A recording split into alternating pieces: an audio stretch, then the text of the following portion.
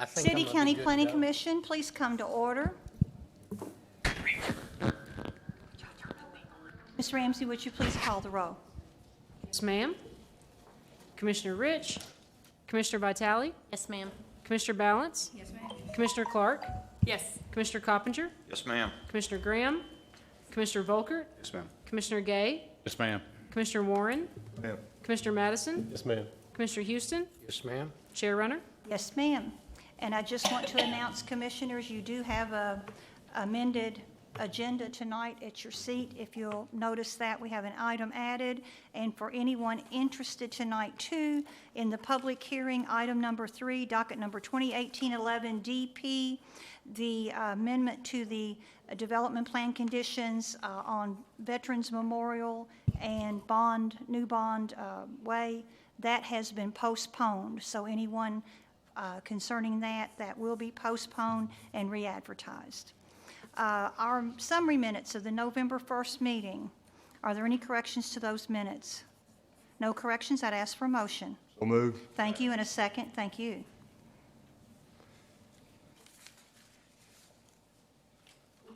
Commissioner Vitale, Yes, ma'am. Commissioner Balance, Yes, ma'am. Commissioner Clark, Yes. Commissioner Coppinger, Yes, ma'am. Commissioner Volkert, Yes, ma'am. Commissioner Gay, Yes, ma'am.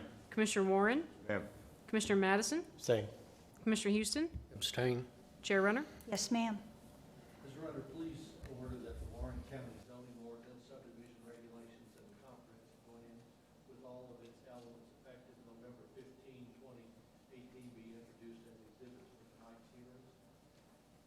Further request that you order that the staff reports, all attachments together with the commission's file for each application be introduced as exhibits.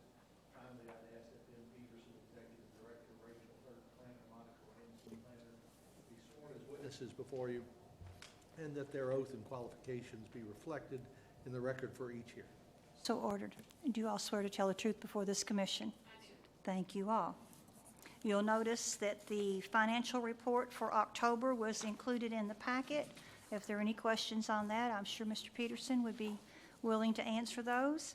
If there are no questions, we'll move on to the preliminary subdivision approvals. I think there were 7 or so there. Any questions on those items? No questions. We'll move on to letters of credit and performance bond. We have one item. Any questions? No questions. I'd ask for a motion. Thank you. And a second, Second. please. Thank you, ma'am.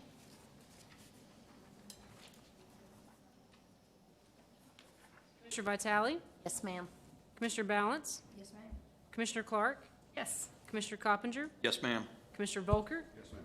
Commissioner Gay, Yes, ma'am. Commissioner Warren, Ma'am. Commissioner Madison, Yes, ma'am. Commissioner Houston, Yes, ma'am. Chair Runner. Yes, ma'am, and we have no unfinished business, so we'll move right into the public hearing.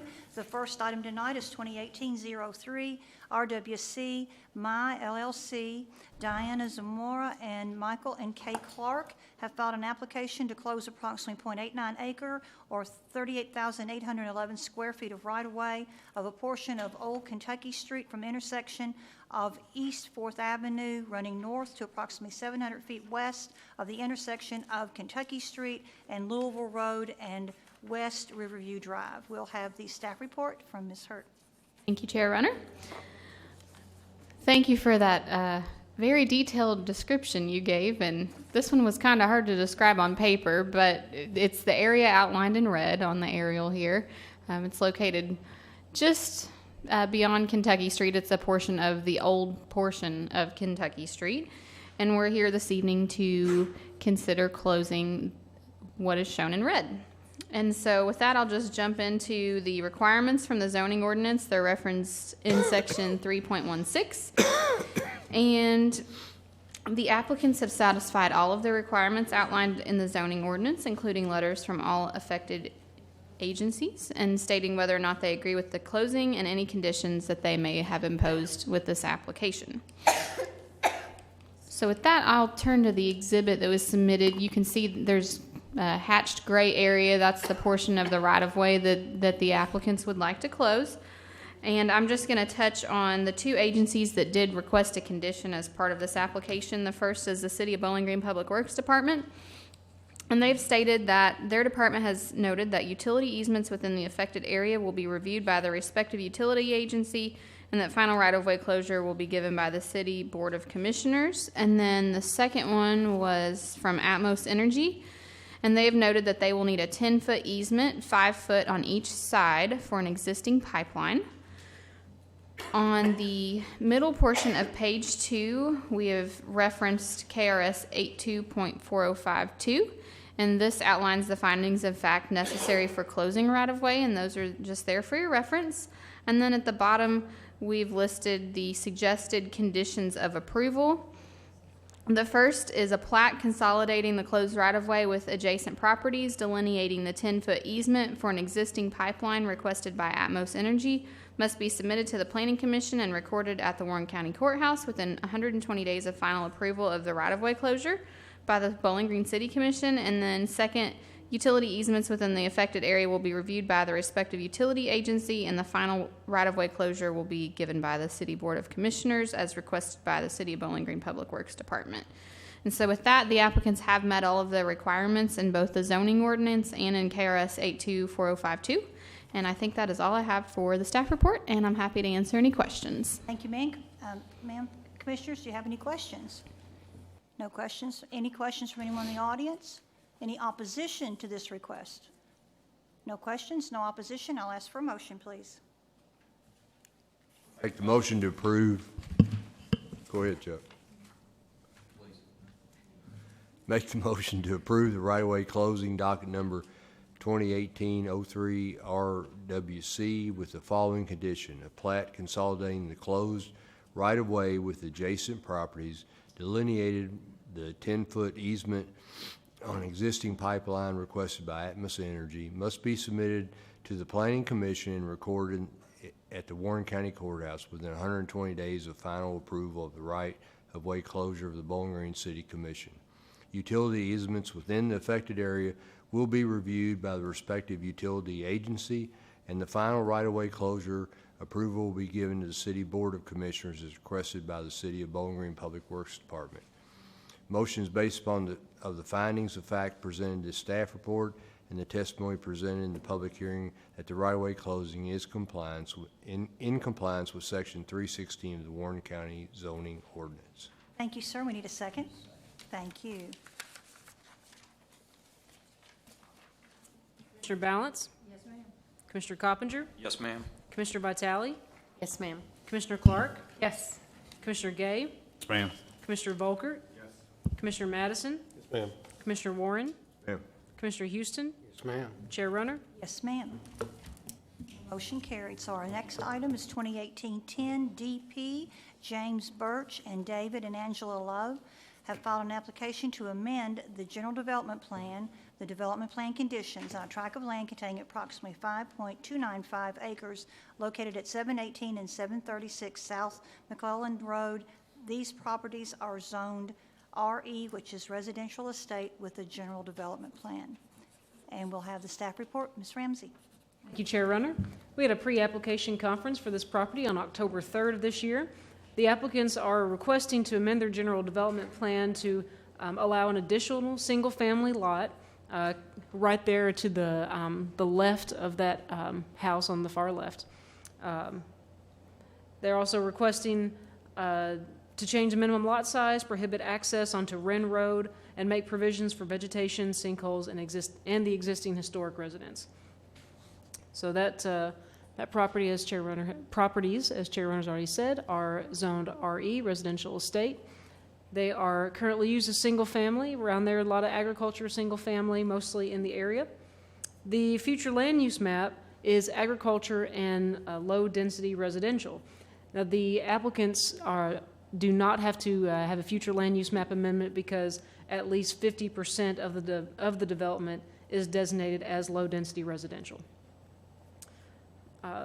So with that, I'll bring this up. Things I'll point out on the first page of your staff report there, the compatibility with surrounding development. The properties contain several mature trees, and there's a portion of a sinkhole on the property at 736 South McElwain and a portion of a wetland on the property at 718 South McElwain Road. Below that, the points to consider, Again, as I just said, no future land use map amendment was required with this, so it's up to you all to determine if the proposed changes to the development plan conditions are appropriate and if the development will remain compatible with the surrounding area. This proposed development complies with a majority of the site characteristics review criteria, and the proposed general development plan amendment complies with the majority of the review criteria for site design and compatibility and meets the minimum requirements of the zoning ordinance.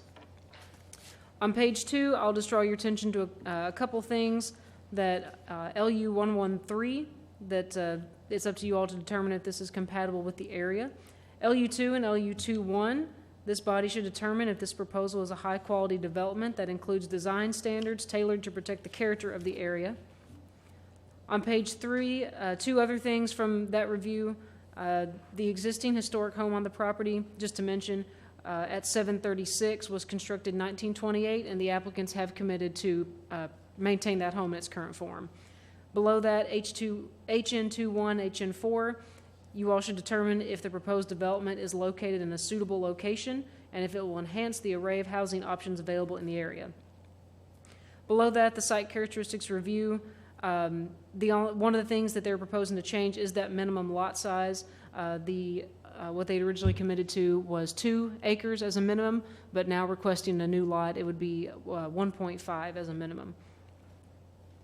Below that, the only thing I'll point out, floodplains and wetlands, there's a portion of a wetland on the property at 718 South McElwain Road.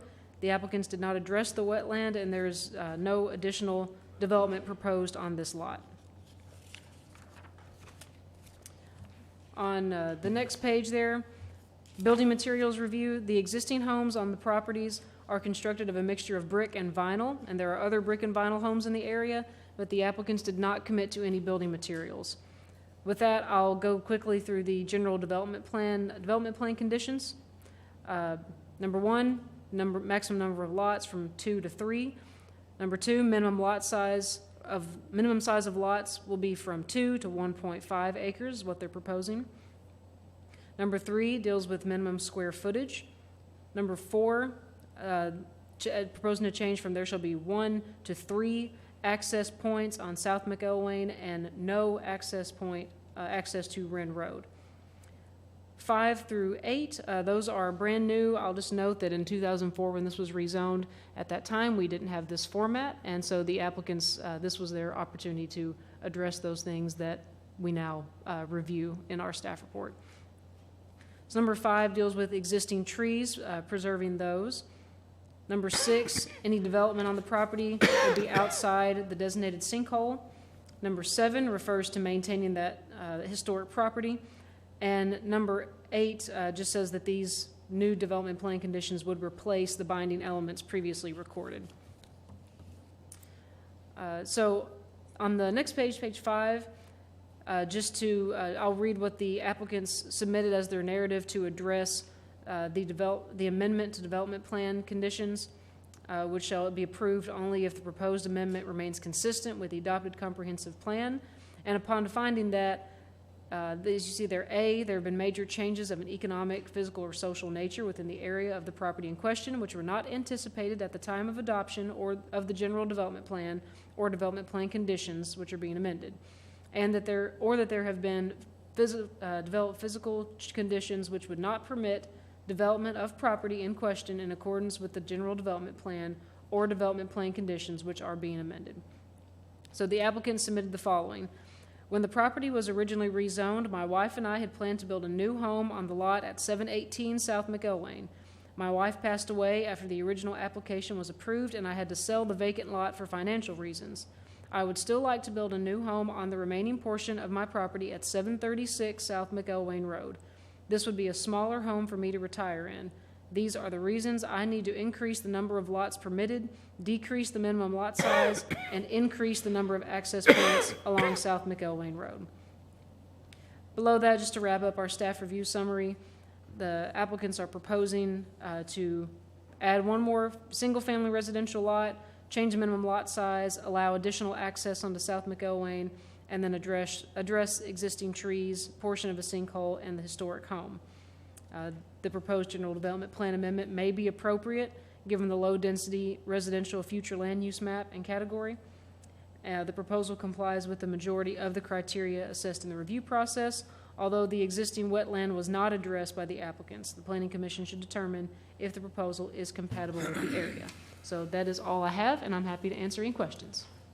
Thank you, Ms. Ram. Commissioners, have any questions? Do you know if the county engineer has allowed the 3 access points on South McElwain rather than the one on Wren Road? Yes, they have. Okay, 'cause it doesn't mention that. Other questions? No other questions? Thank you. Is there anything the applicant would like to add? Nothing to add. Do we have any questions from the audience? Do we have any opposition to this request? No questions, no opposition? Then I will ask for a motion, please. Make a motion to approve the proposed general development plan amendment docket number 2018-10 DP based upon the testimony and documents presented in this public hearing. The proposed general development plan is consistent with the adopted Focus 2030 comprehensive plan as demonstrated by its compliance with the objectives and action items presented in the staff report.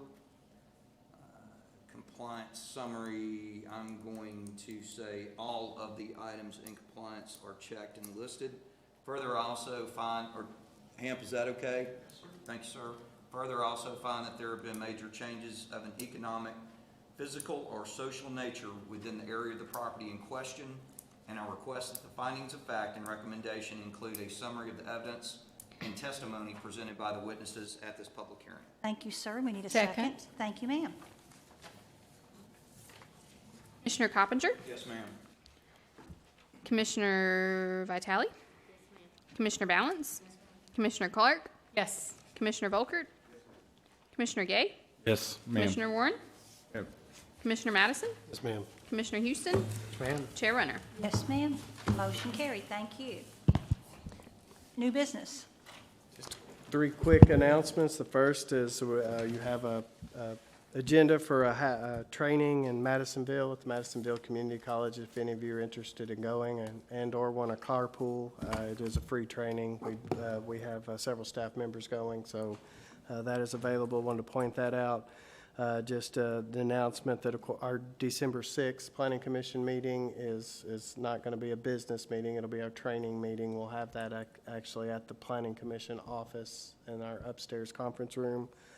So want to announce that. And it starts at 5:30, yes, thank you.